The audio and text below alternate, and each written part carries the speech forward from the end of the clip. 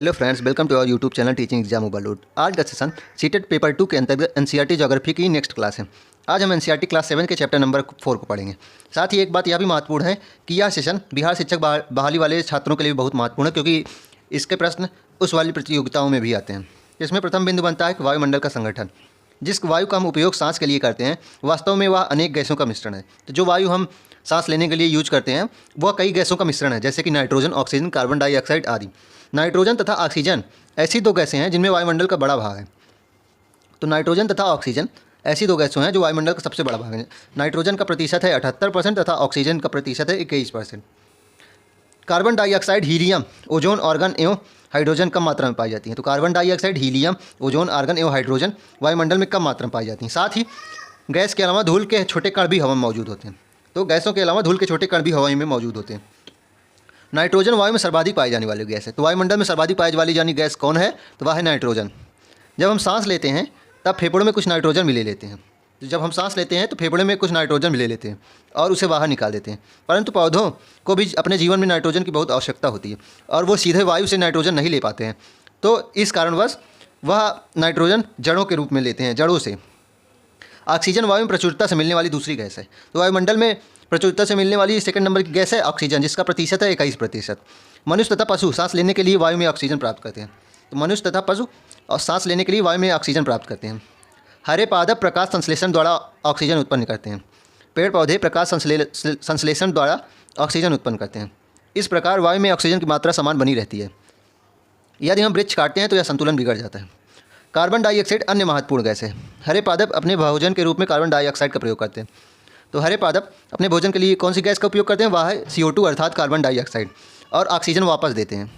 मनुष्य और पशु कार्बन डाइऑक्साइड बाहर निकालते हैं। मनुष्य तथा पशुओं द्वारा बाहर छोड़ी जाने वाली कार्बन डाइऑक्साइड की मात्रा पादपों द्वारा प्रयोग की जाने वाली गैसों के बराबर होती है, जिससे यह संतुलन बना रहता है।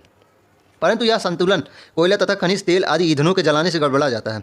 वे वायुमंडल प्रतिवर्ष करोड़ों टन डाइऑक्साइड की बढ़ोतरी करते हैं। परिणाम स्वरूप कार्बन डाइऑक्साइड का बढ़ा हुआ आयतन पृथ्वी पर मौसम तथा जलवायु को प्रभावित करता है। आइए देखते हैं कि कार्बन डाइऑक्साइड कैसे जलवायु को प्रभावित करता है। कार्बन डाइऑक्साइड वायुमंडल में फैलकर पृथ्वी से विकिरित ऊष्मा को पृथ्वी पर रोककर ग्रीन हाउस प्रभाव पैदा करता है, जिससे ग्रीन हाउस गैस, इसलिए इसे ग्रीन हाउस गैस भी कहते हैं। तो कार्बन डाइऑक्साइड वायुमंडल में फैलकर पृथ्वी से विकिरित ऊष्मा, जो सूर्य से ऊष्मा आती है, वह उसे जाने नहीं देता है तथा रोक लेता है, जिससे ग्रीन हाउस प्रभाव पैदा होता है, इसलिए इसे ग्रीन हाउस गैस कहते हैं। और इसके अभाव में अगर CO2 ना होता वायुमंडल में तो धरती इतनी ठंडी हो जाती कि इस पर रहना असंभव हो जाता। किंतु जब कारखानों एवं कार के धुएं से वायुमंडल में इसका स्तर बढ़ता है, परंतु जब CO2 का स्तर वायुमंडल बढ़ता है तब यह ऊष्मा को ज़्यादा अधिक रूप से रोकता है, जिसे भूमंडलीय तापन या ग्लोबल वार्मिंग कहते हैं।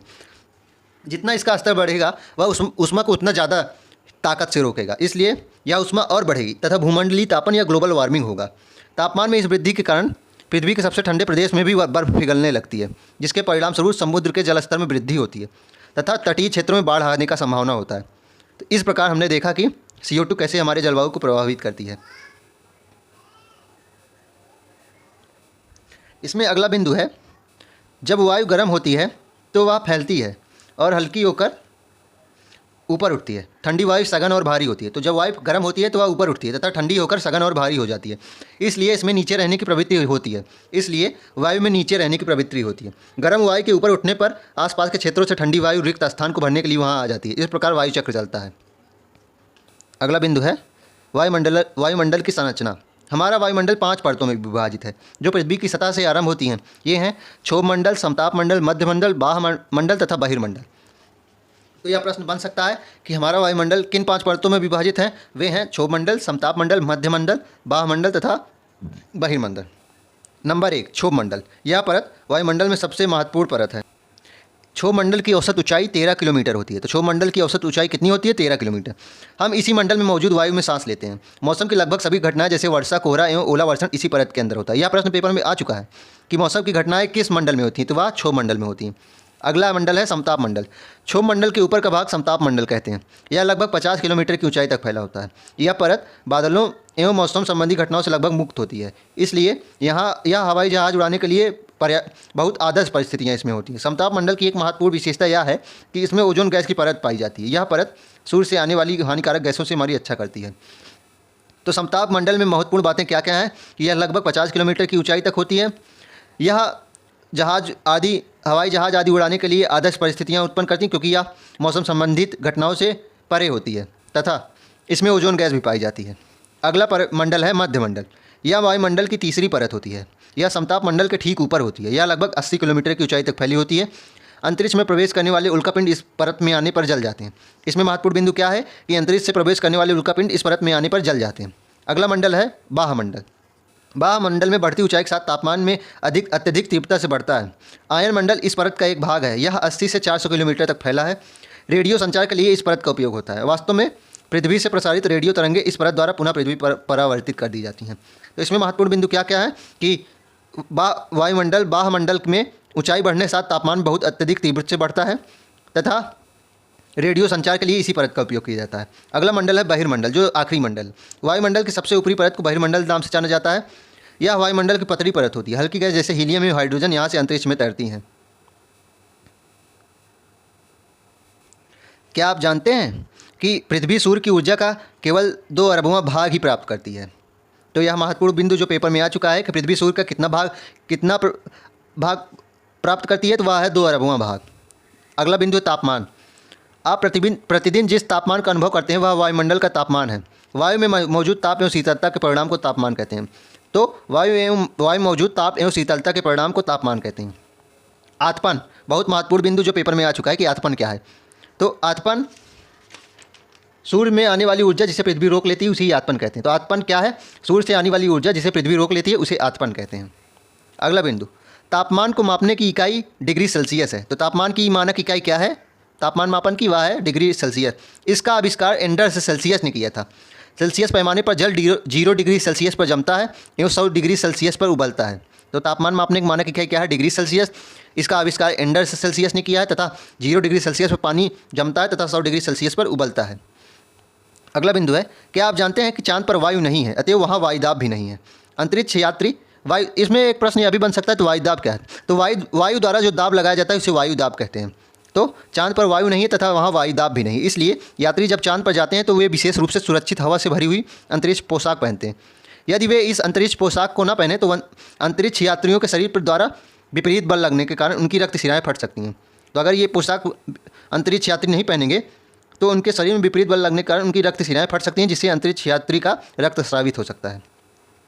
अगला बिंदु, पृथ्वी की सतह पर वायु के भार द्वारा लगाया गया दाब वायुदाब कहलाता है। तो वायुदाब क्या है? पृथ्वी की सतह पर वायु के भार द्वारा लगाया गया दाब। वायुमंडल में ऊपर की ओर जाने पर दाब तेजी से गिरने लगता है। यह बिंदु महत्वपूर्ण है कि वायुमंडल में ऊपर की ओर जाने पर वायुदाब तेजी से घटता है। समुद्र स्तर पर वायुदाब सर्वाधिक होता है। यह भी बिंदु महत्वपूर्ण है कि कहाँ वायुदाब सर्वाधिक होता है, तो वह समुद्र पर, और ऊंचाई पर जाने पर यह घटता है। वायुदाब का क्षैतिज वितरण किसी स्थान पर उपस्थित वायु के ताप द्वारा प्रभावित होता है। तो वायुदाब का क्षैतिज वितरण वायु के ताप द्वारा प्रभावित होता है। अधिक तापमान वाले क्षेत्रों में वायु गर्म होकर ऊपर उठती है, यह निम्न दाब क्षेत्र होता है। तो वायु जब गर्म होकर ऊपर उठती है तो नीचे का स्थान खाली हो जाता है, तो नीचे वायु आकर जमा होती है, इसलिए इसे निम्न दाब क्षेत्र कहते हैं। निम्न दाब क्षेत्र में बादल युक्त आकाश एवं नम मौसम के साथ जुड़ा होता है। कम तापमान वाले क्षेत्रों की वायु ठंडी होती है।